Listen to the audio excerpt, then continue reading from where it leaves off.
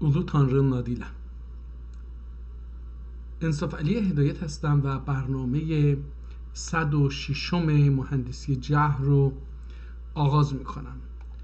این بار نیز با مراجعه به کتاب‌های قبلا، کتاب‌های ترکی دستنویس تاریخی تخصصی، دینی، سیاسی، پزشکی، اخلاق، صرف و نحو عربی و ترکی و خیلی لغتنامه و اینها، کتاب‌هایی که دانلود کردیم، امروز یکی دیگر از اونها رو اینجا با هم مرور میکنیم. دیروز کتاب علم توحید و علم عقاید رو خوندیم و امروز علم طب، امراض و علاج رو که نوشته 162 صفحه هست با هم میخونیم. خب یه نگاه خیلی اجمالی به جلد کتاب داشته باشیم. جلد کتاب چرمش از بین رفته، مقواش اومده بیرون اومده و میبینیم که خیلی آسیب دیده متاسفانه این کتاب. این داخل جلد هست که میبینیم دوباره آسیب دیدگی بسیار شدیده و میبینیم تعدادی از صفحات کتاب کاملا از بین رفته و اخیراً این کتاب رو صفحه گذاری کردن با یک انگلیسی یا لاتین بگیم. حالا لاتین به مفهوم لاتین نیست، انگلیسی و الان خیلی از زبان ها. این بیشتر برای عکاسی برای PDF بوده که این کارو کردن. در نتیجه هر دو صفحه رو دو گذاشتن، شماره بعدی رو گذاشتن. نگاه کنید، این 3 و این 4 و همینطور میره. این کتاب متاسفانه تعدادی از صفحات اولش از بین رفته، شیرازه از بین رفته، این و خود صفحه‌ای هم که از باقی مونده آب نفوذ کرده، ولی میبینیم که روی کلمات مهم خط قرمز کشیده و از ویرگول و نقطه استفاده کرده. حالا چه شکلی استفاده کرده اونها رو نمیدونیم، میتونیم بعداً بخونیم، اما بعدو هم میبینیم که یعنی بعضی از کلمات رو هم که اول پاراگراف هست، اول فصل نکات مهمیه، مطلب جدیدی آغاز میشه یا پایان مطلب هست رو نشون میده، با رنگ قرمز نوشته. و همینطور میبینیم که صفحات بعدی هم همینطور. اینجا پارگی کتاب رو میبینیم، اینجا فصلها رو، اسامی فصلها رو، تیتر فصلها رو نوشته که با رنگ قرمز هست. کتاب همونطور که الان ملاحظه میکنید فاصله سطرها خیلی کمه، همینطور فاصله کلمات نسبت به هم خیلی کم، حتی داخل هم رفتن. با این حال خط به نوعی نوشته شده که من انصاف علی هدایت بی سواد در زبان ترکی و زبانهای تخصصی که در این کتابهای تخصصی ترکی قدیمی دست نوشته به کار گرفته شده، هم احتمالاً میتونم 90% 95% به راحتی بخونم. میبینیم در صفحات بعدی این میزان آسیب دیدگی داره کم میشه، امیدواریم که کم بشه، ولی میبینیم که هر چقدر جلوتر میریم این صفحه ها بیشتر به نظر من میاد. حالا نظرم اینجوریه، مثلا اینجا سفیدی خیلی بیشتر از اینجاست. احتمالاً یکی از دلایلش اینه که اینجا با یه قلم نازکتر و اینجا با یه قلم درشتری نوشته شده. احتمالاً تعداد سطرها برابر باشه ولی تغییر قلم در نوع اون تأثیر میذاره. این کتاب اینجا نوشته علم طب، امراض، علاج 162 صفحه. اینجا ما 81 رو میبینیم که اگر 2 برابرش بکنیم، چون در هر صفحه PDF دو صفحه کتاب رو میبینیم، در نتیجه میشه 162 تا صفحه. شامل جلد هم هست. این رو بدونیم که وقتی از صفحه صحبت میکنیم صفحه های نوشته شده نیست، مجموعه برگ هایی که دو رو هستن به هم چسبیدن رو داره میگه به این شکل. اینجا با یک خط دیگری روبرو هستیم که به عنوان چیز میشه دید این رو، و اینجا هم همینطور به عنوان حاشیه نویسی میشه دید. من یه مقدار سریعتر اینها رو میرم جلوتر. ظاهرا در بالای اکثر صفحه ها یه چیزی البته اینجا بیشتر به این شب دست نوشته شبیه هستش. اینجا خیلی آب رفته و اینجا یه چیزی احتمالا در صفحه بعد نوشته شده بوده. نه، همین صفحه هستش که بله همین صفحه است، برای اینکه به راحتی میشه خوند. خیلی آب رفته، انگار اصلا آب رو جاری کردن روی این کتاب. متاسفانه کتاب های دستی رو نمیتونیم نگهداری بکنیم. اینجا به قدری رفته که این مرکب هم به قدری آب جاری شده رفته داخل اینچه. ما رنگ مرکب رو هم میدونیم که احتمالا یه مقدار تأثیر در پشت گذاشته. اینجا کتاب تمام میشه، بخش اول کتاب تمام میشه و با یک چیز مواجه هستیم. اینجا صفحه 28 یعنی 28 میشه 56. در 56 این کتاب تمام میشه و کتاب دیگری رو از صفحه بعد میبینیم که شروع میشه. این کتاب هم عین همون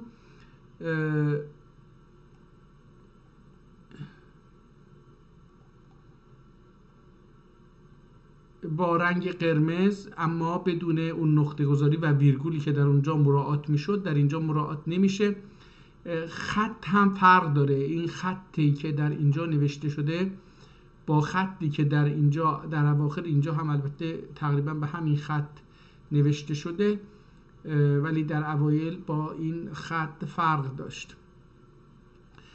در عوض اینکه اینجا رنگ‌های قرمز رو نه روی خط کشیده، نه البته قرمز هم اینجا دیدم که یک دو تا قرمز نوشته، بله قرمز هم هست، ولی بعضی از کلمات رو کلوفتر نوشته و پررنگتر نوشته که بخواد این رو بزرگش بکنه. اینجا با حاشیه نویسی های متعددی در این قسمت بیش از سری قبل مواجه هستیم.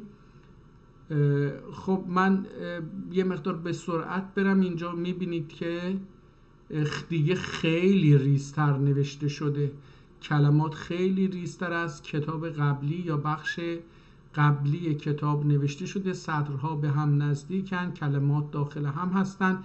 با این حال هنوز هم میشه این رو آدم بی سوادی مثل من بخونه. من دارم تلاش میکنم که یه مقدار سرعت رو بیشتر بکنم که این اگر چیز جدیدی به چشمم خورد دیدم بتونم بگم. اینجا با یک حاشیه نویسی دو رنگ مواجه هستیم. اینجا با حاشیه نویسی بسیار زیادی در اطراف صفحه مطلب نیازمند روبرو هستیم. اینجا از خطهای دوگانه برای اولین بار میبینیم که از خط دوگانه در بر روی کلمات یا بر زیر کلمات، حالا اینجوری چون هنوز نخوندیم نمیتونم بگم که این کدوم کلمه رو داره تأکید میکنه، استفاده کرده و این در طول این کتاب ها نادر هست. این برای اولین بار در این حدود 180 کتابی که تا الان معرفی کردیم و تلاش کردیم باهاشون آشنا بشیم، اولین کتابی که از دو خط بر روی هم بر روی کلمات استفاده کرده. در بعضی جاها از یک خط و بعضی جاها از دو خط استفاده کرده. حاشیه نویسی هم در اینجا زیاد هست. ظاهرا این کتاب از دو این مجلد از دو کتاب چیز شده. آخر کتاب هم متاسفانه ناقص مونده، یعنی نه تنها از اول کتاب صفحاتی حذف شده از بین رفته، از آخر کتاب هم صفحات احتمالاً تعدادی از صفحات از بین رفته و کلمات ناقص مونده. در نتیجه احتمال این که ما بتونیم با نام نویسنده و تاریخ نوشتن این کتاب، دلیل نوشتن این کتاب آشنا بشیم تقریباً از بین رفته. خب برگردیم اول کتاب. الان با اینکه تلاش کردم خیلی خلاصه این رو معرفی بکنم، از نظر ظاهر باز هم 10 دقیقه طول کشید. برگردیم صفحه‌ای که الان مونده و ما میتونیم ازش استفاده بکنیم، بخونیم اون رو ببینیم. خب چی میگه دیگه؟ نمیدونم چه تعداد صفحه از بین رفته، به هر حال صفحات زیادی از بین رفته احتمالاً، ولی اینجا من حدسم بر اینه که این دومین صفحه است. از همین نگاه اول، از همین اما بعد به نظرم میاد که یک صفحه اینجا بوده، سمت راست بوده که اون از بین رفته. این صفحه دوم کتاب هست. سواء این دا امیون فی امام النتلام اللیل وضوء النهار. احتمال میدم این شعر باشه، شعر عربی باشه، برای فاصله گذاشتن بین دو مصرع یک بیت اومده از نقطه استفاده کرده، خیلی هم خوب استفاده کرده. سواء این دا اعما فی امام ظلام اللیل وضوء النهار والحمد لله وحده و صلی الله علیه و آله و اصحابه. توحید باری تعالی عز اسمه و علا. نگاه کنید روی این خط کشیده. این جمله اصلی هستش، کلمه اصلی هستش. حالا ویرگول کلکا ذکر کلینگه ذکر ملکا ذکر تو گویم که تویی پاک خدای، نروم جز که بدان راه که تو ام راهنمایی. خدا این خدایی، اینم راهنمایی باید باشه. ملکا ذکر تو گویم که تویی پاک خدایی، نروم جز که بدان راه که تو ام راهنمایی. همه درگاه تو جویند و هم فضل تو بویند، همه توحید تو گویند که به توحید ثنایی. تو خداوند یمینی، تو خداوند عظیم، تو کریم، تو رحیمی، تو نماینده، تو ملک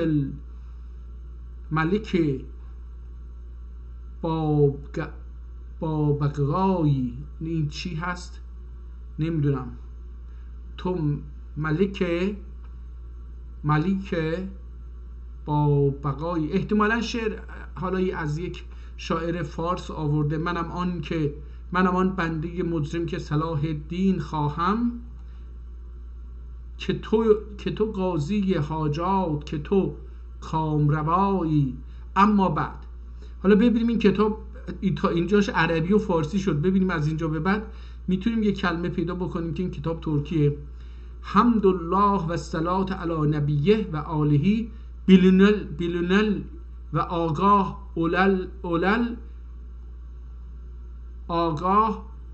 اولغل بیلینل. حالا این ل نمیدونم در چه مقطعی بوده، از چه مقطعی حذف شده. ما در کتاب‌های قبلی هم دیدیم. بیلینل و آگاه اولغل چونکم پادشاه اعظمون و شهریار معظمون، کم ملک رقاب الاممدر، کم ملک رقاب الاممدر. ده نامدار مؤخم و فواید الابادی و نعم، فواد الابادی و نعم، واضع و مراسم العد فی العالم، هادی قواعد الجود بالسیف و العلم، قاهر الفجرة و الملحدین و قاتل الزنادقة والمشركين غیاث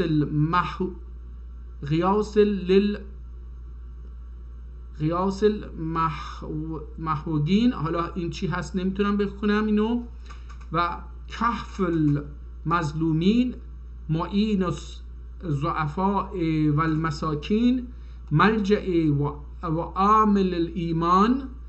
ملجأ احتمال اینو اهل میخونم، ملجأ اهل الایمان، مجمر قواعد الامن والامان، المشهور بالفضل والاحسان، المشکور فی کل جنان، المحمود بالعدل بكل لسان، السلطان ابن سلطان السلطان یعقوب ابن دولت خان.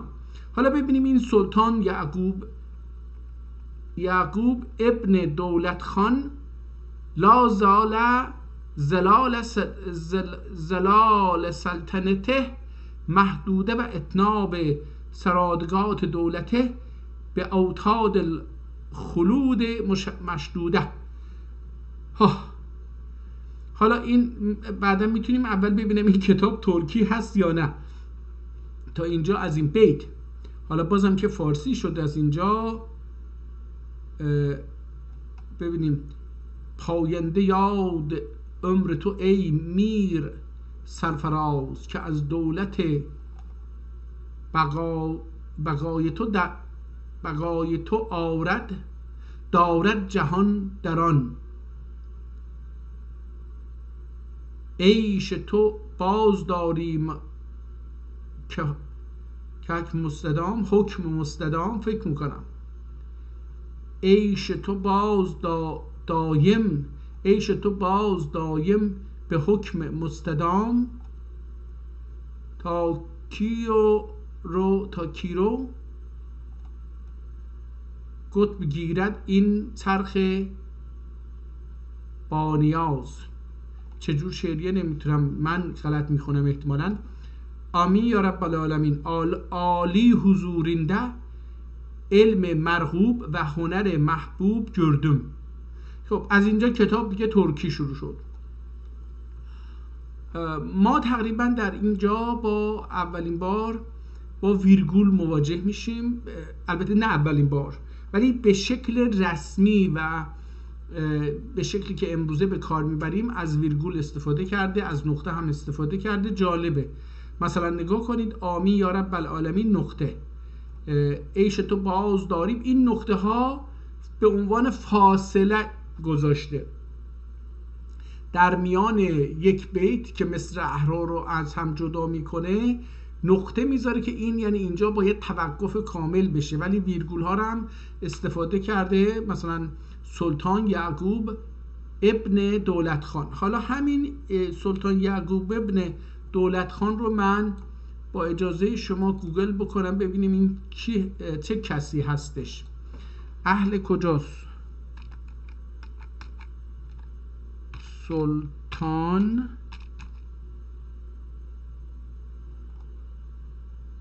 یعقوب ابن دولت خان. ببینیم این دولت خان، سلطان یعقوب دو شخصیت تاریخی مهم داره که ممکن است منظور شما یکی از آنها باشه سلطان یعقوب آقایونلو و سلطان یعقوب لیث صفاری. خب ما اینجا سلطان یعقوب شاه فرزند اوزون حسن پادشاه دودمان آقایونلو بود که پس از مرگ برادرش سلطان خلیل در 883 قمری به سلطنت رسید. ما این رو میدونیم برای اینکه یعقوب لیث به نظر میاد که باید زبان فارسی رو بدونه. سلطان یعقوب دو شخصیت تاریخی به این نام میگه هستش، ولی خب دولت خان اسم کدوم یکی از اینها هستش؟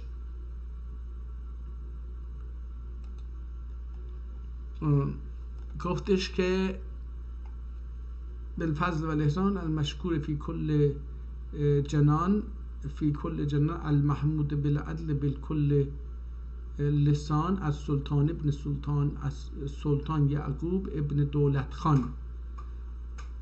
همینجا تموم میکنه دیگه، ادامه نمیده، ولی فکر کنم همینه، چون ترک هستش ما باید این رو بگیم که ترک هستش. حالا این دولت پسر اوزون حسن آقایونلو در 883 قمری، الان 1446 هستش دوستان. ببینید من دوباره برم سراغ ماشین حساب که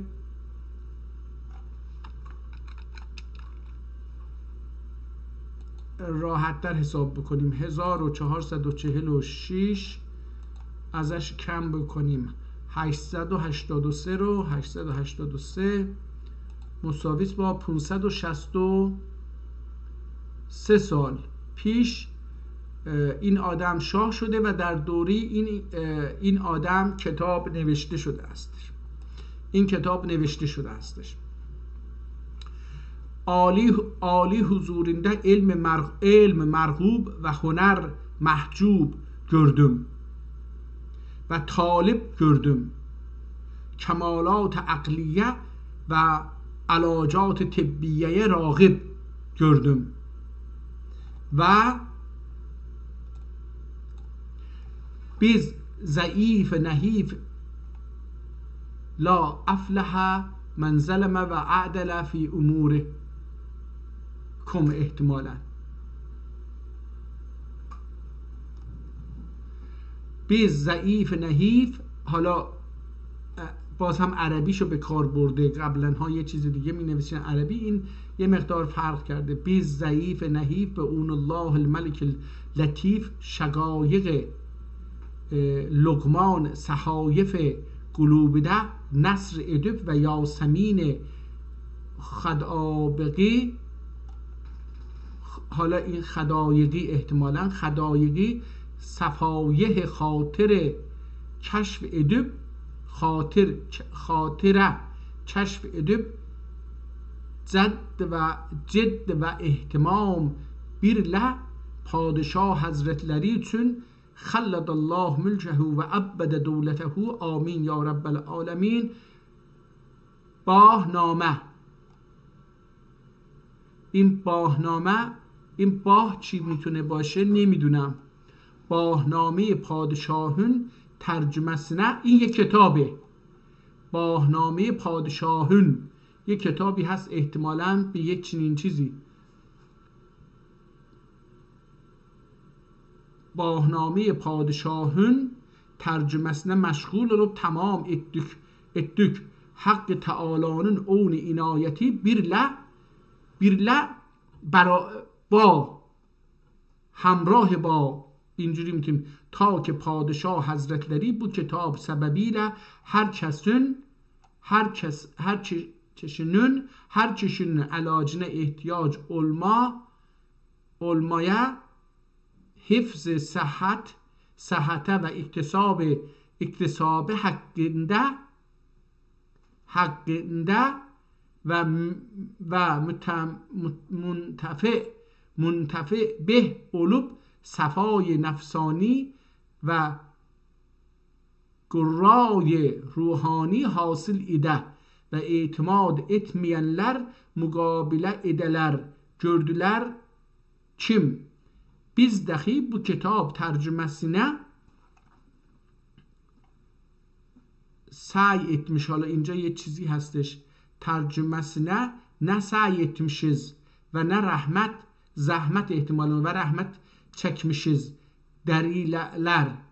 deriler بگویند derileler و dahi biz ضعیف خبر dua ile خیر dua ile yad edeler inşallah el-Rahman ve huve ve ahib el-Rahme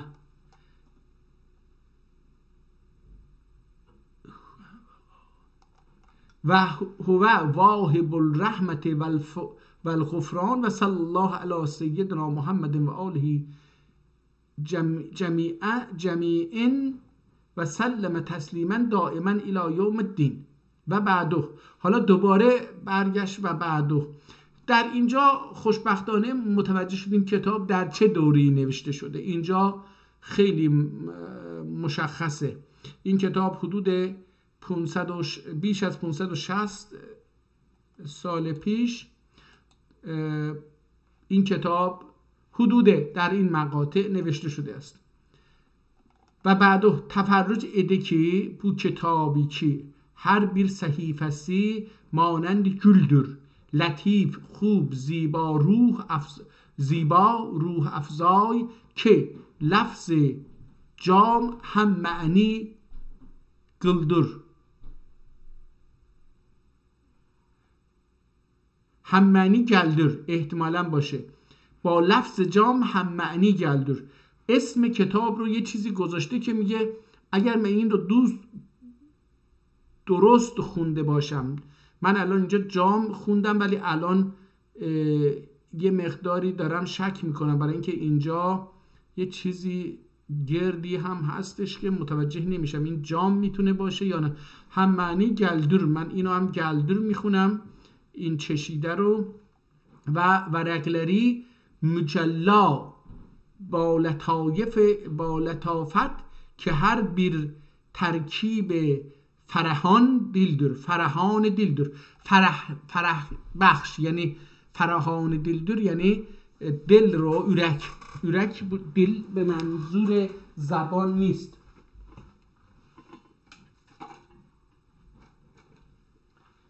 منظور از دل در اینجا به معنی زبان نیست، به معنی قلب هستش. فرحان به معنی شاد کننده دیلدر. مجرب اولین محیا اولندی دگل محیا اولندی دگل آنون کبی کم گالگیلدر. مثل اون کتابی نیستش که میگه گالگیله یا گفت و گفته شد، میگه دگل آن گبی کم گالگیلدر. گامو حکمت اگیوب درسنler. گامو هامون ایتونه باشه یا این که حکمت اگیوب دورسنler. حالا دورسنler ایر سمادی حالا buna galan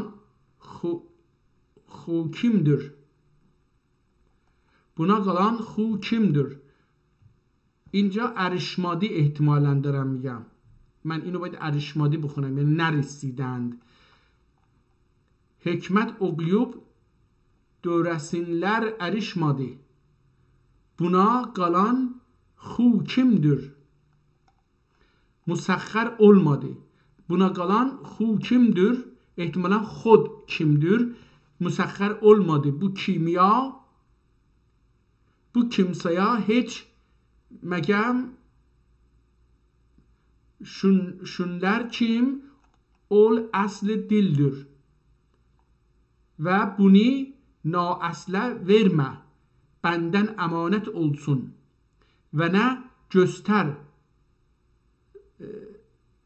sıgıngal yani sıgın خودداری کن از و نه خود bildir.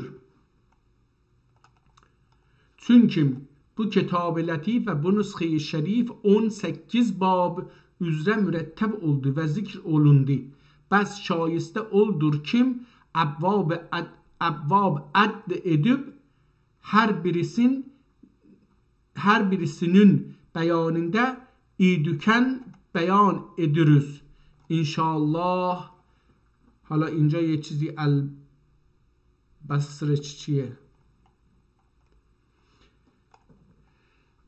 انشاءالله البصر و هو علی کل شیء قدیر والله اعلم و احکم. باب اول انسانون تدبیراتون و mizaclerin beyan eder. باب ثانی şul müfredat gıdaları bildirer kim sıhhat beden insana gereklidir. باب ثالث شل مفردات ادویلر بیاننده‌دür. حالا اینجا اومده از کتاب خارج شده. kim خلاصه ادویلerdür امراض için خصوصا تقویه افعال için و زیادتی معنی için. حالا در اینجا غذاهایی رو میخوره برای تقویت قوای جنسی، بیشتر برای تولید بچه. باب رابع شل مرکب غدالر و حلوالر بیاننده‌دür. kim insana müslehdir ve mafluculuğu ve süst endamlığı zail eyler و قوی گلور. این هم در مورد فصلی هستش از غذاها و شیرینی های صحبت خواهد کرد که برای مفلج، یعنی آدم هایی که فلج شدن یا سست اندامشون، برای اینها قوی هستش و برای اینها مفیده. باب خامس شل شرابلرین بیاننده‌دür kim گانی صافی گلور و مزاجی حالا اینجا یه چیزی نوشته که تملری، احتمالا اسلاوی. حالا این چی هستش؟ صلاحیت گتروب مزاج ایلری احتمالا باشه، صلاحیت گتروب افعال عظیمی قوی گلور. حالا این هرچی بوده اگر اینجا هم نتونیم بخونیم حتما در اون قسمتی که این رو توضیح خواهد داد این کلمه بیشتر تکرار خواهد شد. حالا میبینید که تا الان مثلا یکی دو تا کلمه رو ما در این 2-3 صفحه‌ای که خوندیم نتونستیم خوب بخونیم، ولی خب بر اثر خوندن بیشتر صفحات آینده از اینها رو یاد خواهیم گرفت. مزاج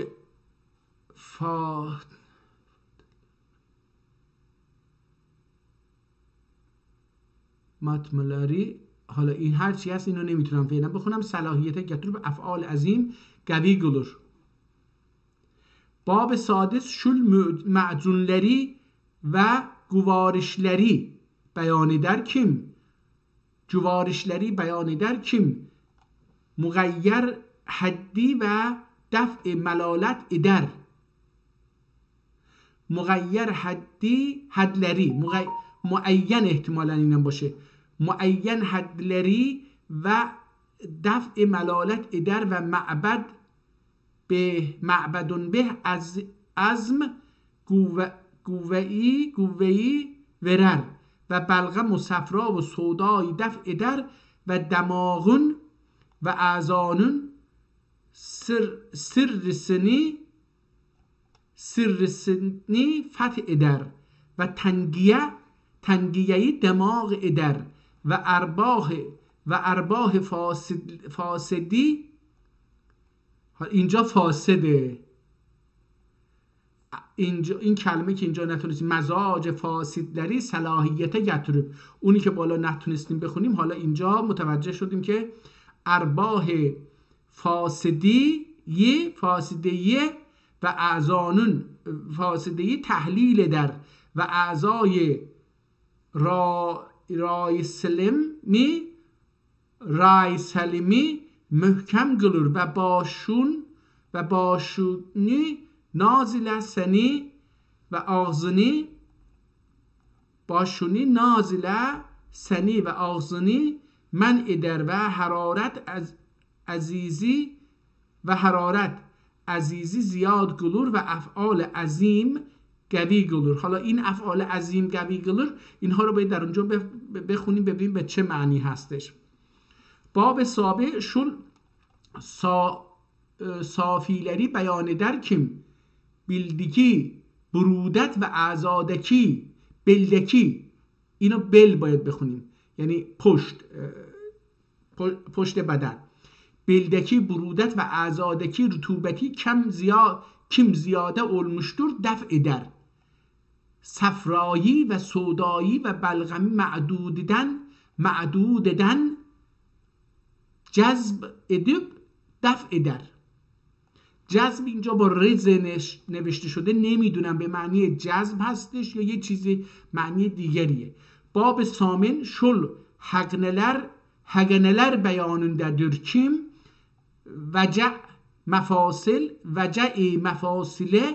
و حالا نگاه کنید اینجا بعضی از کلمات رو دارم میبینم که روشون صدا گذاری کرده، برای اینکه خوندنش با مثلا بلدکی، برای اینکه بیلدیکی اخومیه این اومده صدا گذاشته هم زیر ب و هم زیر دال، بالای دال.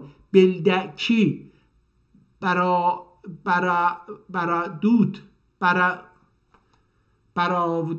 براودتی. برودت همون که الان ما میگیم حرارت دیگه. براودتی و اعزادکی رطوبتی کم زیاد المشتور کم زیاده المشتور دفع در. صفرایی آرو کشیده صفرای و سودایی و بلغم معدوددن.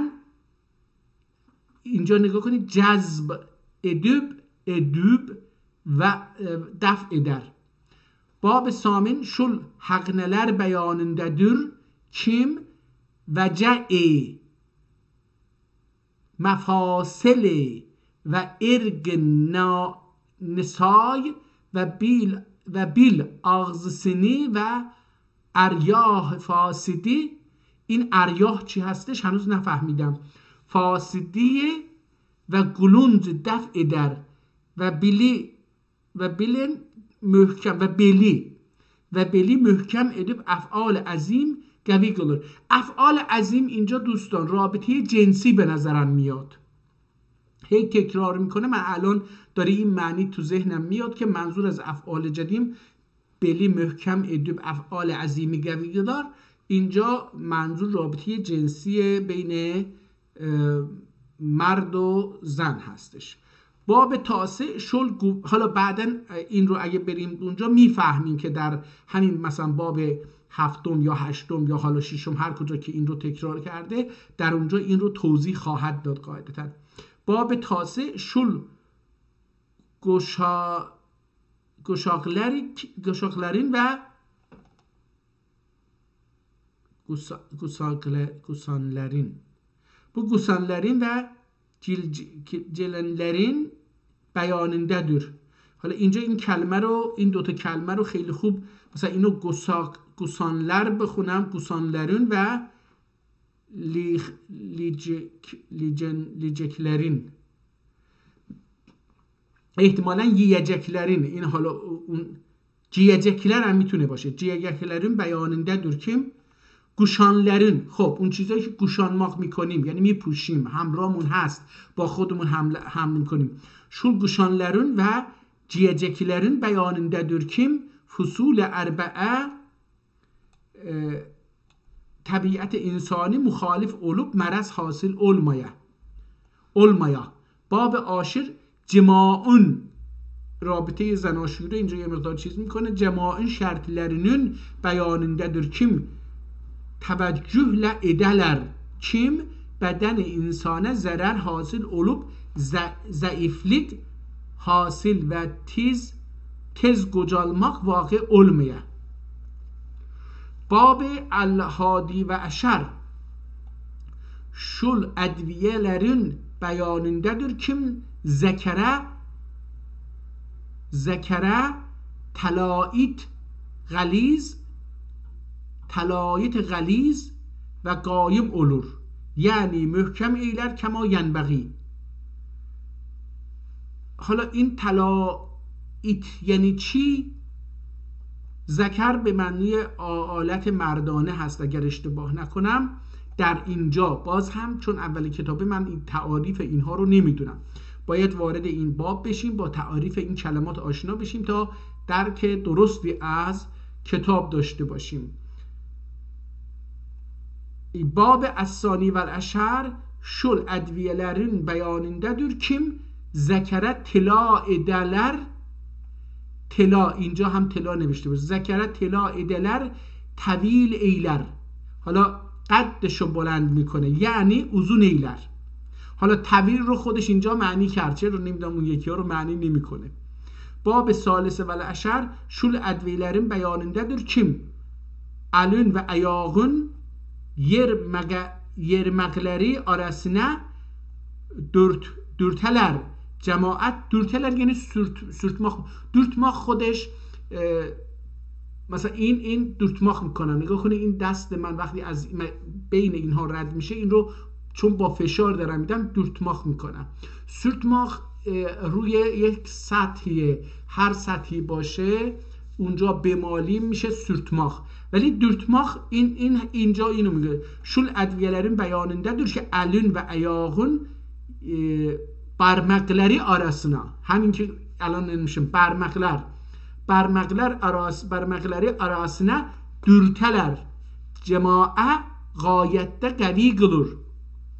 حالا بازم در رابطه با رابطه زناشویی صحبت میکنه. قوی کلر ضعیف olmaz. نه قدر ادرسه والله اعلم، خودش هم شک داره. باب الهادی و عشر، ببخشید باد اینجا حالا خودش بنده خدا رابع و عشر خواهد بود که خودش هم تلاش کرده اینو درست کنه. رابع باید باشه. رابع و عشر شل اغزده tutacak hablerin, şul ağızda tutacak hablerin beyanındadır kim haleti cimaide bir gayet lezzet verir mücerred faile. حالا اینجا از نوعی از حبها، داروهای حب قرص فکر کنم الان به فارسی دارم میگم، حبها داره صحبت میکنه که این حبها رو وقتی در رابطه زناشویی قرار میگیره باید در دهنش داشته باشه که میگه بهش لذت بیشتری به مرد میده. باب الخامسه و العشر اینم 15 شل ادویelerin beyanındadır ki حالت جماعیده به غایت لذت ورر هم فاعله و هم مفعوله. حالا اینجا رابطه بین زن و شوهر رو هر دوتا رو میگه این داروها رو بخورن براشون لذت بیشتری میده. باب این کتاب بیشتر در رابطه با رابطه زن و شوهر هستش بیشتر تا روابط دیگر بیماری ها و فلان. این بیشتر برمیگرده به این که بچه دار بشید، زیاد بچه داشته باشید از این. باب السادسه و العشر şul edviyelerin beyanındadır kim? Bu edviyeler sebebiyle öğretler bekar kıza bekir ihtimalen öğretler bir bari diye. Şul edviyeler beyanındadır kim? Bu edviyeler sebebiyle öğretler bekir kıza ve bekir kız oğlan gibi tar olur. Kim cima ede miler artından sarartından. اینو اینجا یه البته نون اینجا گذاشته. şul edviyeler beyanındadır kim bu edviyeler sebebiyle öğretler bener kız oğlan gibi bekir kız oğlan gibi tar olur. Kim cima edemeyeler saranda tendından. نمیدونم این چی هست، این رو نتونست. الباب تاسه و العشر شل ادویهler beyanındadır kim hiç öğretler hamil olmayalı yüzünden sebebiyle ve daim bekirler gibi olalar. حالا اینم بیشتر این همونطور که عرض کردم حالا آدم نمیتونه اینها رو معنی بکنه و دوستان ترک اینو دیگه میفهمن. در رابطه با زناشویی حالا میگه با زنایی که حامل نیستن از اینها استفاده کنیم. مثل اینکه دختر باکره میشن. بکر اینجا که به کار برده باکره به منظور باکره هستش، به معنی باکره هستش. بکر الباب السامنه و اشل ادویelerin beyanındadır kim hamil olmayan öğretler, hamil həmin hamile, hamil olmayan öğretler kim علاج edeler تا kim hamil olalar. حالا اینجا هم یه داروهایی میده که اگر حامله نمیشن حامله بشن. بسط الکلام، از اینجا به بعد شروع میکنه به تفصیل آن چیزی که تا الان خوندیم. خب به نظرم من کتاب بسیار مفیدیه و در ایران خیلی هم ضرورت داره این کتاب، برای اینکه متاسفانه من تا اونجایی که اگر خاطرم باشه حدود 30 سال قبل، یعنی احتمالاً از سال 1370 تو ایران برای اینکه رابطه جنسی رو یه مقدار طولانیش بکنن از انواع مواد مخدر استفاده میکردن که بتونن لذت بیشتری ببرن، ولی در این کتاب از یه چیزایی استفاده میکنه که بشه بیشتر لذت ببرن ولی اون بدیهای اون چیزها رو نداشته باشه. حالا من اینجا که گفت چیز رو بگم، اینجا رو هم یه مقدار بخونیم. بسط کلام چون kim اعداد فصول و ارکان اصول تمام oldu mecmelen tefsil edip tamam mualize sebebiyle yad edelim şöyle kim hükemای متقدمین و اتباع متأخرین، اینجا خودش نوشته بود منم از همونجا، متأخرین تجربه و استعمال bir le حاصل edip bir sebil istisgar etmişlerdir. Ta kim iş bu babide kimseye meşakkat hasıl olmaya ve gizli nesne kalmaya inşallahül aziz. Vallah ve amma ba'd bilinel ve agah olağal çünkü hakkı subhane ve teala kulli heyvanati kim adamdan sahrayı vücuda getirdi, nefs verip mevcud kıldı ve ihtimalen nefs verip نفسم میتونیم بخونیم نفسم، چون در قرآن یه آیه‌ای هستش که و نفخت فیه من روحی، حالا اون نفخت فیه من روحی، اون من درش دمیدم، فوت کردم درش، در اون وجود اون مجسمه، هر چیزی که ساخته بود به شکل انسان. حالا اونجا هم اون به عنوان نفس میتونیم بخونیم و هم به اون نفس میتونیم بخونیم، هر دوتا هستش. ما با اون نفخه که کمک اولیه‌ای که خداوند اولش داد و در کالبد انسان فوت کرد و کمک اولیه رو خدا انجام داده و ما رو به وجود آورد، اون هم نفسه و هم نفسه، اینجوری میشه خوند. گتردین نفس verip موجود kıldı، نفس verip موجود kıldı ده هم، یعنی هر حیوانی نفس داره و میخواد با یه، حالا من دیروز یه مطلبی خوندم که یه حیوانی هستش، البته ویدیویش دیدم، در ترکیه تهیه شده بود ظاهرا یا روش صداگذاری شده بود، من اونو خوندم. یه حیوانی هستش که به نام خیلی کوچیکه، خیلی خیلی خیلی با چشم به سختی میشه دید، سبز رنگ، روی برگ ها و اینها دیده میشه. اینو بهش میگن یارپاخ بیتی. حالا این یارپاخ بیتی تنها حیوانیه که ظاهراً با هیچ حیوان دیگری رابطه جنسی برقرار نمیکنه اما حامله میشه و جالب اینه که همین حیوان کوچکی که به زور با چشم دیده میشه خودش وقتی حامله هست برای 3 نسل حامله هست، یعنی هم خودش بچه در درونش داره و همون بچه‌ای که بچه در شکمشه اون بچه داره و مثل اینکه اون یکی هم نسل سوم هم در حال تکاملی که به بچه تبدیل بشه، برای اینکه عمرشون خیلی کوتاه دیگه، اینا فرصت ندارن که بزرگ بشن و بچه دار بشن. در نتیجه این رو یه جوری خلق کردن که خودش در درون خودش وقتی به وجود میاد بچه هاش هم به وجود میاره که بتونه مثلا در عمرش حالا نمیدونم چند روز چند ساعته صدها بلکه هزاران بلکه حالا ده ها هزار بچه رو به دنیا بیاره. حالا نفس چون نفس verip موجود قلدی و çağlatalını leke gaziyetun senede gaziyesinde ve çoklanlanın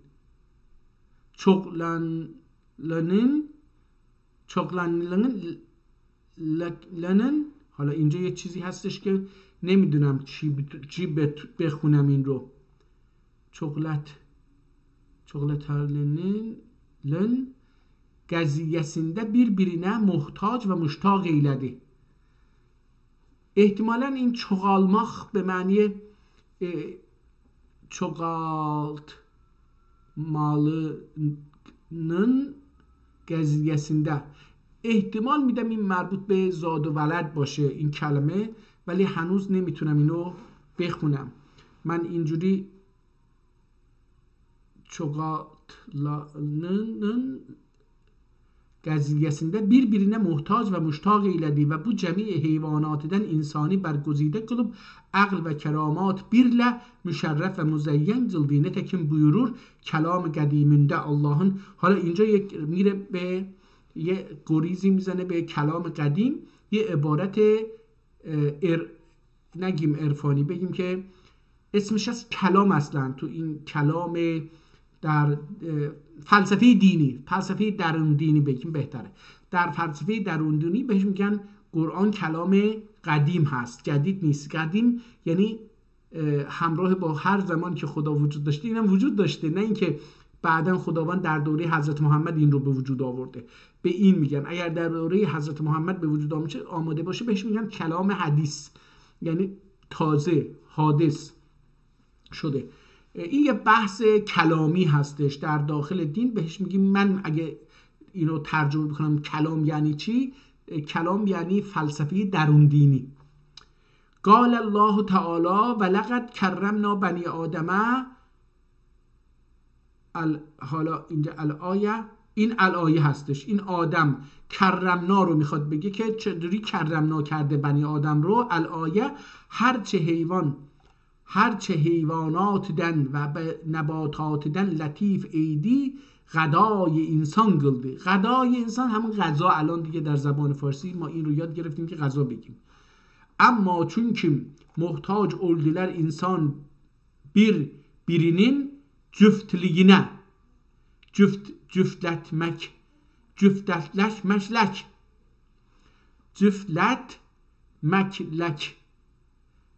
حالا اینجا جفتلتمن لن لک جفتلک لن. حالا اینجوری باید بخونیم جفتلتمک لک لن için جفتلشلشمک için یه چنین چیزی، جفتلشلشمک için بالا هم همین باید بخونیم، جفتلشلشمک için. من اینجوری باید بخونم. Hakkı Teala Azze ve Celle halalın ve haramın beyan edip emr etti. Aqd-i nikah emr etti. Nitekim buyurdu Allahu Teala fenkehu imma tabelekum minen nisa'i el-ayye. میگه آیه رو میتونید بخونید. و دخی مباح کردی و رخصت وردی بعد نکاح محل وردی. اینجا وردی رو خودش خط زده که خونه نداده، که از کجا میگی که خونه داده؟ محل وردی bir olup. اینجا محل وردی در زبان ترکی محل به معنی خانه نیست، مجاله. محل وردی یعنی مجال داد شما. حالا اینم دیده که درست در نمیاد، اومده گفته که خیلی ها مثلا در هنگام عروسی و بعد از عروسی میمیرن، نمیتونن رابطه جنسی برقرار بکنن. اینو داره میگه که بعد نکاح محل bir olup. حالا اینجا وردی رو برداشت، محل bir olup انواع افعالینه تاکم لذت حاصل edip ذوق و مرادات alalar. Nitekim buyurur. Hala zevk و muradat alalar. İnce muradat alalar. Nitekim buyurur Allah Teala nisaukum harasa lakum fa'tu ahrasakum in şe'tum الآیه. حالا خانم ها زمین کشاورزی شما هستن، هر چی میتونید اونجا بکارید. این هم آیه که من ترجمه کردم درست دقیق نیست ولی یه همین مایه هاست. و دخیل بهترین هر دو عالم و پیغمبران بنی آدم صلی الله علیه و سلم buyurur تناکهو او تولدو و الی آخر. امدی bunda hikmet ne nesnedir, yani تولد نسل پیوسته و آراسته olup. حالا این بنده خدا این کتاب رو نوشته در رابطه با بیماری ها، ضعف و علاج داروهایی برای بیماری ها و ضعف هایی که زن و مرد در هنگام زناشویی، در دوره زناشویی ممکنه داشته باشن، در این باره نوشته. درجه از قرآن هم مثال هایی رو میاره، میخواد بگه که آقا حرف بدی نیست،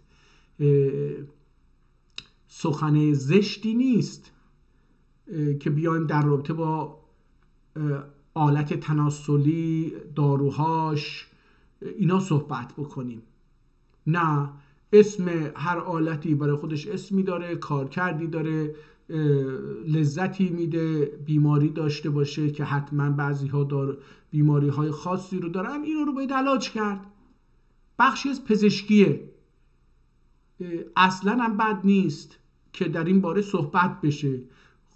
در نتیجه اولش میاد این بحث ها رو از قرآن و از پیغمبران اینا میاره که بگه آقا این یه مسئله طبیعی هستش، خداوند این رو در جان ما قرار داده، پیغمبران هم این کار رو کردن، ازدواج کردن، ما بنی بشر هم همین کار رو میکنه. گفتش که یعنی تولد نسل پیوسته و آراسته. چرا رابطه برقرار میکنیم؟ چرا این نفس رو در ما قرار داده که با یه خانم با یه آقایی باید رابطه برقرار بکنن، معاشقه بکنن؟ برای چی؟ برای اینکه باید نسل به وجود بیاد که ادامه داشته باشه، پیوسته پشت سر هم و آراسته. یعنی چیز به هر حال حق تعالی یا عبادت و ثنا ادا جلم چوی اولا.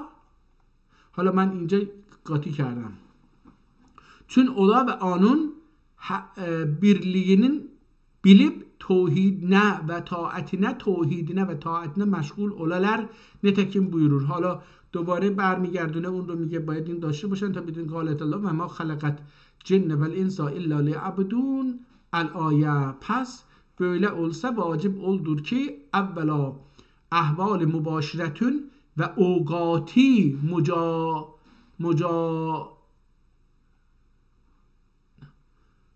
مجانت احتمالاً معتنین مضرتین و منفعتین بیان دلم.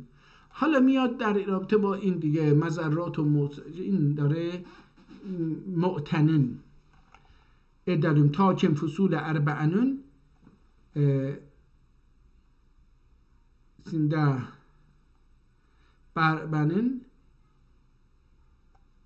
نفعی سفرنه مضر.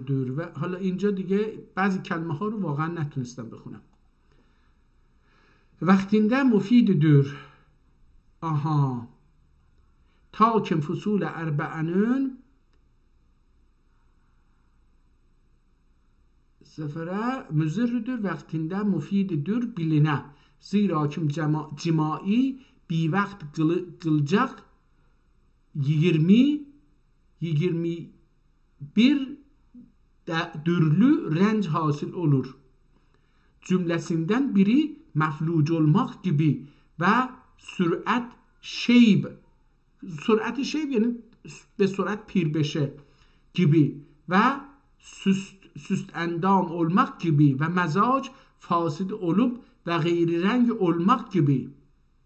Ama hararet azize alem حالا دیگه بقیه‌شو بذاریم برای کسایی که دوست دارن دیگه وارد خیلی تخصصی کتاب مربوط به رابطه زناشویی و خیلی بی پرده در رابطه با آلت‌های زنانه و مردانه و بیماری‌های اون و علاج‌های اون داره میخواد این کتاب بحث بکنه.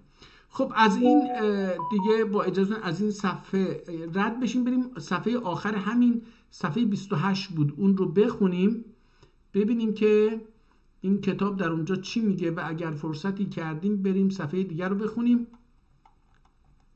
بذارید ببینم کجا بود.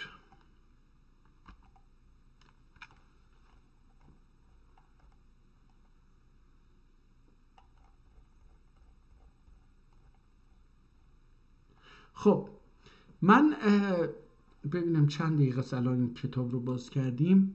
1 ساعت دقیقاً تا الان صرف این کتاب کردیم. اجازه بدید صفحه آخر رو نوع دیگر بذارید ببینیم اینجا رو. فاقول له به حق درهم و تورنج گابی 1 درهم. حالا این چی بوده دیگه؟ گاتوله مخلوط بشه. گاتوله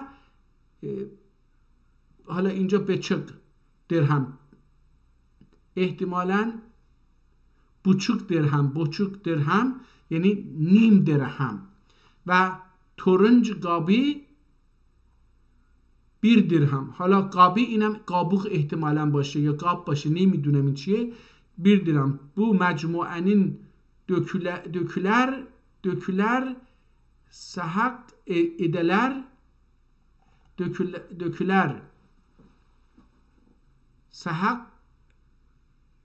edeler ve şarab birle gaynedeler.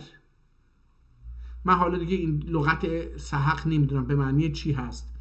گaynedeler takim ol otlerin kuvveti ol şarabet cige ve hacet vaktinde o kürdü öğret bir pare yük birle adet ol evvel eder istimal edene şöyle ola kim hergiz aninle kimsen cima etmemiş gibi ola. حالا این یه دارویی هستش میگه اگه به این خانم بدید مصرف بکنه تبدیل میشه مثل دختر باکره میشه. bir pare yük birle adet ola. حالا عادت بکنه به این ادزری استعمال اله ادزن حالا اینم استعمال edene şöyle olalım ki herkes onunla kimsene cima etmemiş gibi ola bakire kız oğlanlardan فروح almiya ve ol cemaide hem hamile ola be emrillahil aliyyil kebir ve huve ala kulli şeyin kadir ve bu zikr olunan terkibatın kim vardır esrar atibadendir. Gerçi bazı kişiler zikr olduğundan kem ahemmiyet ihtimalen olduğundan gera mib getirir. Velakin yekren öldürür kim benlerin öldür kim kitabıda mecmu fevaid bilina ve malum oluna hususen kitab padişahıdır gerektir kim mecmu enva terkibatlerin ve hala این چیه غرایبetinden ve faide külliyatinden padişahların ma'lumi ola ve haza ahirul kitabı velhamdülillahil vehhab ve sallallahu ala و صلی الله علی سیدنا محمد و آله و اجمعین. حالا اینجا بنده خدا تموم کرد ایاغه و دیزه. حالا اینجا یه چیز نوشته براش، یه حاشیه نوشته ایاغه و دیزه yıl enip dizden aşağı sin ölse attar gulye derler, attar gulpe derler her sen. حالا این دیگه یه چیزیه، فکر کردم که شاید بتونه اگر bir atın ayağında senin ölse سکور یگلر که حالا اینم یه دارو هستش. دوباره اینجا رو هم سخت خوندیم، هم برای این سخت خوندیم که خب یهو حدود 50 صفحه پریدیم و اون روندی رو که باید میرفتیم و با لغات و املای این کتابت آشنا میشدیم و میتونستیم خودمون رو غلط‌های قبلیمون رو اصلاح بکنیم با توجه به مفهوم و که در جمله هستش اون کلمه داره، این روند رو طی نکردیم، در نتیجه با مشکل مواجه شدیم. حالا این کتاب دوم رو تلاش میکنم در عرض 15 دقیقه حد اکثر این کتاب دوم رو یه آشنایی بکنیم و تمام. بسم الله الرحمن الرحیم. هذا کتاب تسهیل، حالا اینجا به غیر حاجی پاشا، یعنی حاجی پاشا، کتاب تسهیل. من اینجوری میخونم کتاب اسهاله، ولی احتمالاً تسهیل به معنی آسانم باشه، نمیدونم. بسم الله الرحمن الرحیم و بهی. حالا اینجا یک کلمه هستش که شفتی چی حمد و سپاس و شکری بی قیاس. حالا نگاه کنید بی نقطهش رفته بالای شکر ر، شکر شده. شکر بی قیاس اول خالق پروردگارکیم موجوداتی عدمدن وجوده گتردی و مدح بی غایت و صلوات بی نهایت پیغمبر حضرت نکیم امتیندن زلالت ظلمتین götürdü. چون bildi ki خیرون ناس، چون bildim که خیرون ناس من ینفع الناس. میگه حالا فهمیدم که یه چنین چیزی وجود داره، خیرون ناس من ینفع الناس، derdlerim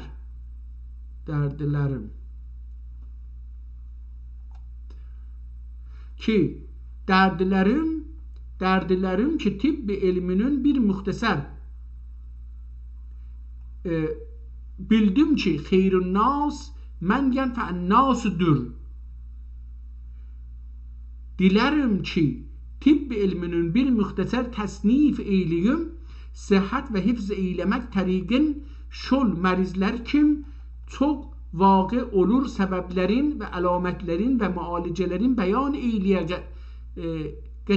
geçen kim hazik tabib bulunmasa bu muhtasarla amel eyleye hakkı Teala صحت روزی قلا انشاءالله. این کتاب رو، این بخش از کتاب رو قبلا یک کتاب دیگه بود که خونده بودیم. من حالا اینجا دیگه متوجه شدم که این کتاب تکراری داریم میخونیم، ولی اینم یه بخشاشو اولش میخونیم و میریم صفحه آخر. Bu kitaba تسهیل diye ad verdim. اسم کتاب رو گذاشتم تسهیل. زیرا kim تشخیص امراض و طریق علاج elden geldikçe آسان eyledim ibarete getirdim ta ki اکثر خلایق مستفید ola bu zayıfi duadan unutmayalar. Bu kitabı üç بخش اول. bu kitabı üç بخش اول این babıdır. Ol bab tibbün ilmin bildirir. İkinci بخش tibbün ilmin bildirir. İkinci بخش دوباره ikinci بخش Gıdaların ve şerbetlerin ve adviyelerin beyanını bildirir. Üçüncü بخش حالا دو تا ikinci بخش داره. اون کتاب قبلی هم همینطور بود. Üçüncü بخش مرضlerin, sebeplerin ve alametlerin bildirir. Ve alaclerin bildirir. Baxşı evvel bab evvelin. Tibbün ilmin bildirir. Belkel gada kim tenvir ola معدده هضم olup گینمش. اینو قبلا چون خونده بودیم دیگه این بخش کتاب رونوشتی از کتاب قبلیه، با یه مقدار در اینجا و اونجا کلمات رو تغییر داده احتمالا. دیگه این کتاب رو نمیخونیم اینجا رو، بریم آخر کتاب ببینیم که چی هستش. این صفحه آخر رو بخونیم ببینیم چی میگه. بشینجی باب بو آسره تعلق. بواسر تعلق. بواسر دوستان میدونن بعضیا، بواسر معمولا در انتهای خروجی روده که در پایین بدن ما هستش، اون خروجی، اون انتهای خروجی معمولا یه اتفاقایی میفته و اکثر افراد به این مبتلا میشن. خون در یه بخشی از اون حالا بگیم مثلا دلمه میبنده و گردش نمیکنه در داخل رگها، در داخل رگهای روده و بین روده و اون قسمت، و این باعث میشه که این ورم میکنه مثل یه خال یا یه چیزی مثل انگشت از اونجا رشد میکنه، یواش یواش بزرگ میشه و این همراه وقتی که دفع حاجت میکنه اون انسان، این هم میاد بیرون و اذیت میکنه، خونریزی میکنه یا خیلی دردناکه و اینا، نمیدونم یه خیلی وارد این قضیه نشیم. برای این داره دارو مینویسه. حالا کتابای جالبی هستند، طب سنتی هستش. من فکر میکنم که برم تو وارد این کتابا بشم، برای خودم یه شغل دیگری پیدا بکنم، ولی این فعالیت سیاسی یه مقدار جلوی این کار رو میگیره. اگر از فعالیت سیاسی فراغت پیدا بکنه آدم میتونه بره یکی دو تا از این کتابا رو بخونه، بذاره جلوش و شروع بکنه به بیماری سنتی، پزشکی سنتی.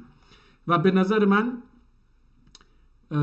آدمی که سواد اینو داشته باشه، این کتاب رو بخونه، تبدیل میشه به یک آدمی که لااقل تجربه صدها ساله یک چیز رو داره، دیگه نمیره از کتاب‌های این ور و اون ور، میتونه از اصل کتاب یه چیز رو برداره و باهاش کار بکنه و زندگی بکنه، درد یه رو علاج بکنه. دومن ادویه. حالا این دومتن ادویه، حالا این چه نوع ادویه هست نمیدونم. مفردهی bildirir. زنجار döküp. حالا این زنجار چی هست؟ döküp tuti bavasirin üstüne sıçmak.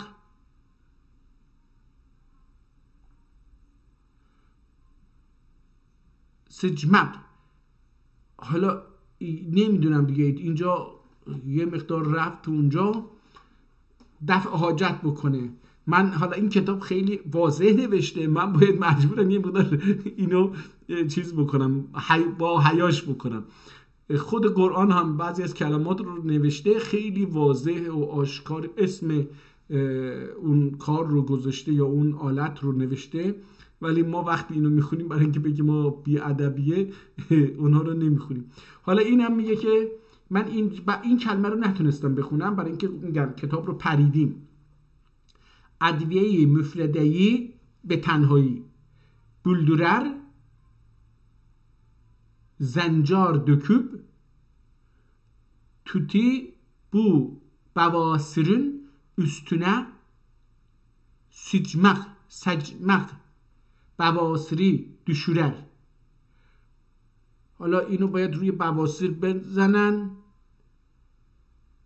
بعد وقتی توالت میرن میفته. bavasiri düşürər, qət eylər. Əqrəbləri dərlər, qınır, zit, yağı. حالا این چیه؟ من دیگه əqrəbləri dərilər, qınır, zit yağı, qınır, zit yağı, alçinə, burğub, bir gəç, gındıçık. حالا این دیگه کلمات رو خیلی تخصصی من اصلا نمیدونم چیه که بتونم بخونم. که əqrəblərin qüvvət yağacağı ol yağı bu bavasir üstüne dürtecek, ağrısın, keser, gurder, düşürer, salu ver tu ve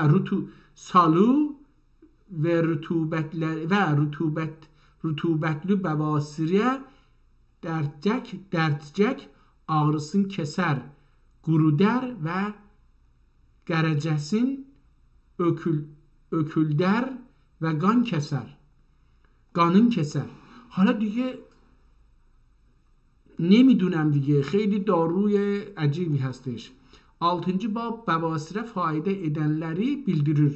حالا اینجا در رابطه با بواسیر داره خیلی توضیح بیشتری میده. همونطور که عرض کردم متاسفانه بخش مهمی از این کتاب از بین رفته، ولی اگر این کتاب همونطور که عرض کردم اگر از اون کتاب دیگر نسخه برداری باشه، میشه اون کتاب رو خوند و این رو خیلی به راحتی فهمید. بذارید ببینیم اینجا آیا میشه یه تاریخی در این جاها، یه چیزی در این صفحه پشت جلد یه چیزایی نوشته شده باشه. من خدا بیامرز پدر من وقتی قرآن داشته خودش دلش میخواستش آیت الله بشه، بعد دلش خودش نشده، نتونسته، دوستش رفته مولا شده، خدا بیامرزه میرزا عبدالله رو، اون میره مولا میشه میاد و پدر من با پدر من خیلی دوست صمیمی بودن.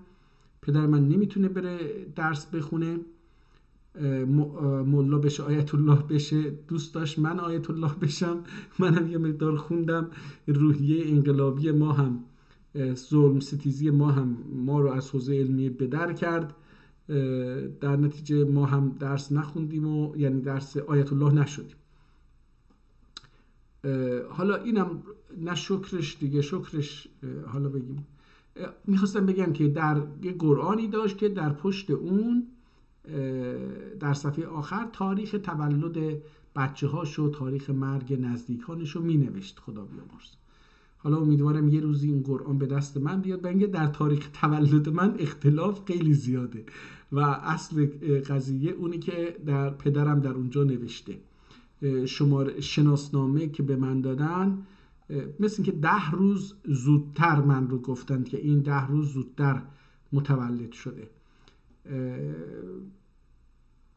و در طبق نوشته پدرم من 10 روز دیرتر از اون چیزی که شناسنامه می نویسه متولد شدم.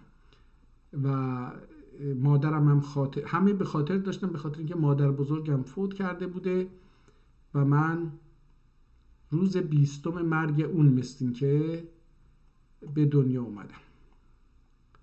به هر حال من دارم تلاش میکنم بگم که یه تاریخ اینجا پیدا بکنیم، شاید یه چیزی باشه. متوجه شدم که نیست. 2 کتاب در اصل ما پزشکی خوندیم. من به نظرم هر دو بسیار مهم بود. حالا این رو مثلا بذارید یه فصل دیگری رو هم ازش یه نگاهی بکنیم. 3. بخش mərəzlərin səbəbləri və müalicələrin və əlamətlərin bildirir. صداع حالا چی هست؟ چه نوع مرضی؟ دماغه صداع، دماغه حرارت غالب المقدر.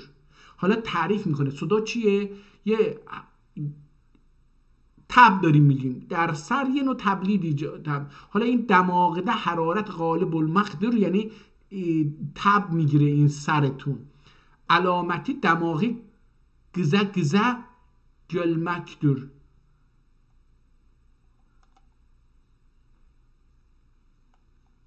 حالا این چیه دیگه؟ گزه میدونن که یعنی تندتود یا عصبی، حالا یه چیزی. و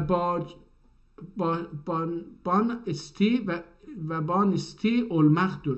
حالا استی اولمختر و طریق مگن دیگه نخونم چون که ناقص خوندیم دیگه کتاب رو خراب نکنیم.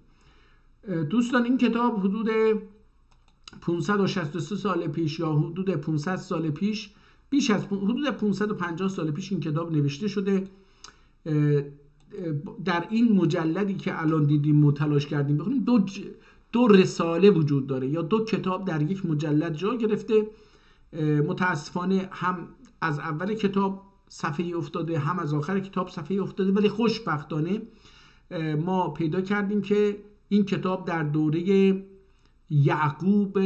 سلطان یعقوب آقگویونلو نوشته شده و برای شاه نوشته شده. در نتیجه ایشون در آخر کتاب هم میگه چون این کتاب برای شاه نوشته شده در این کتاب دروغ نیست، بر اساس تجربیاتی که پزشکان دارن این کتاب نوشته شده. در نتیجه کتاب بسیار مهمی از نظر فکری، یعنی برای دانش آموزینان نوشته شده، برای خود شاه اختصاصا نوشته شده.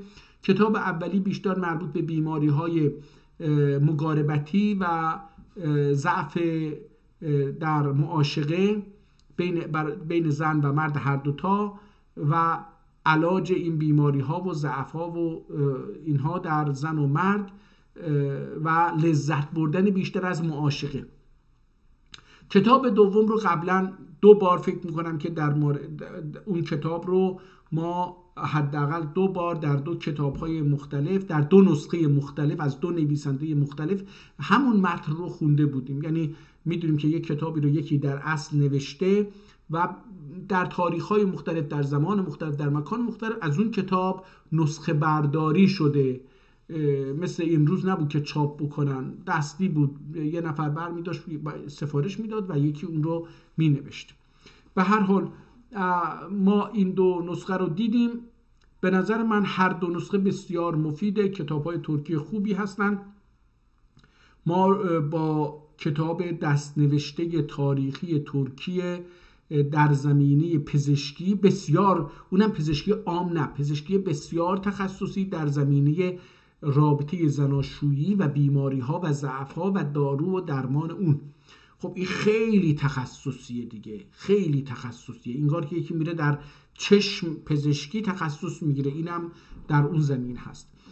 الانم در ایران بسیار رایج، دخترای جوان و پسرای جوان و اینها همه دارن در رابطه با سکس تراپی هی دارن وراجی میکنن، دارو و درمان میگن که نمیتونیم ازشون بپرسیم که شما این دارو رو از کجا. من خودم الان این کارو میکنم، هر کسی که یه چنین ویدئویی جلوی من بیاد یا بفرستن دوستان این رو اگه ببینم یه چیزی گفته آقا این گیاه، این دارو، این میوه اینو اعلام میکنه، میرم سریع اینو مینویسم در گوگل که ببینم چیزی در این باره هست یا نه، تا از این چرندیاتی که الان همه دروغ‌ها الان در اینترنت، قبلا که اینترنت نبود بخش بسیار جزئی از دروغ‌ها در کتاب‌ها بود و بسیاری از اون دروغ‌ها در جامعه میچرخید ولی مردم خیلی ها اینو متوجه نبودن. ولی الان اینترنت یه امکاناتی وجود کرده، هر کسی از جای خودش بلند میشه میتونه دروغی رو که از یکی شنیده بیاد با تا انگار که خودش کشف کرده